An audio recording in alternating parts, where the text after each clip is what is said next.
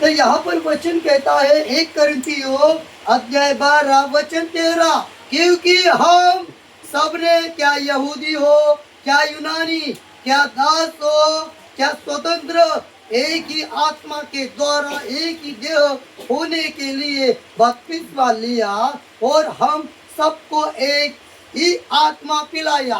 कई लोगों को इसका अर्थ ही मतलब ही नहीं मालूम, लेकिन जो मुझे मालूम है मैं आपको बता रहा हूँ। यहाँ पर वचन बोलता है क्योंकि हम सब ने क्या यहूदी हो क्या यूनानी, कोई यहूदी हो कोई यूनानी, अलग अलग प्रकार के या अलग अलग प्रकार के कार्य में आने वाले लोग हैं। लेकिन क्या दास मतलब कोई गुलाम है, तो क्या क्या स्वतंत्र, कोई स्वतंत्र है मतलब कोई किसी का गुलाम नहीं है।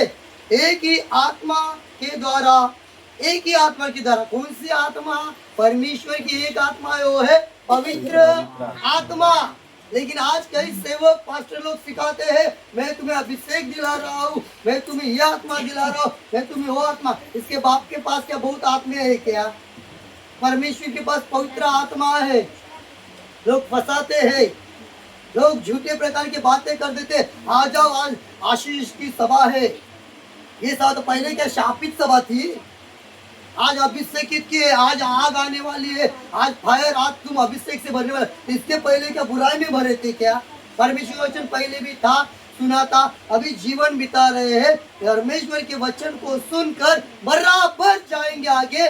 तो परमेश्वर का अभिषेक पवित्र आत्मा के द्वारा हुआ है, पवित्र आत्मा के द्वारा हुआ है। और वही आत्मा है पवित्र आत्मा के द्वारा एक देह होने के लिए बपतिस्मा लिया। क्या लिया? बपतिस्मा लिया। उस समय पहले पानी का बपतिस्मा था, लेकिन ये कोरिन्थ में पौलुस बोल रहा है तुम्हें आत्मा के द्वारा बपतिस्मा मिला है। मतलब कौन सी आत्मा?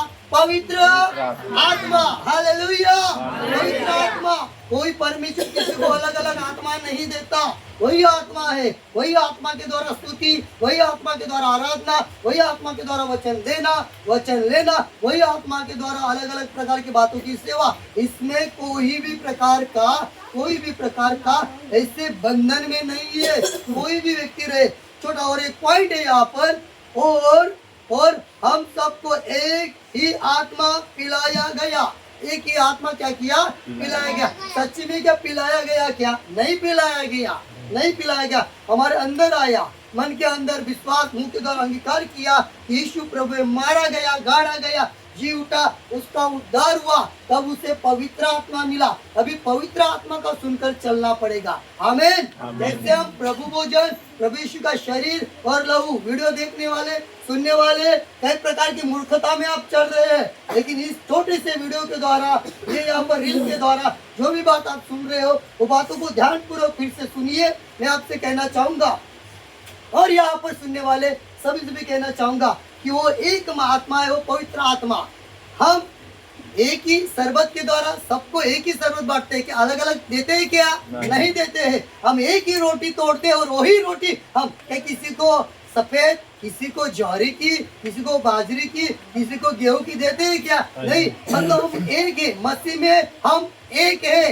इसलिए पवित्र आत्मा के द्वारा आत्मा का बपतिस्मा। इसलिए लोगों को दुष्ट प्रकार के सेवकों के द्वारा एक तो बोलते हैं कि पानी का बपतिस्मा, दूसरे बोलते हैं कि आत्मा का बपतिस्मा, तीसरा बोलता है कि आग का बपतिस्मा। ये सब गड़बड़ी करके रखा है। पौलुस कहता है कि मुझे अभी बपतिस्मा देने के लिए नहीं, तो मुझे सुवार्ता देने के लिए भेजा है। तो सुवार्ता एक ही है कि हमने प्रभु को, यीशु को प्रभु करके माना और हमारा उद्धार हुआ, हमारे अंदर पवित्र आत्मा मिला।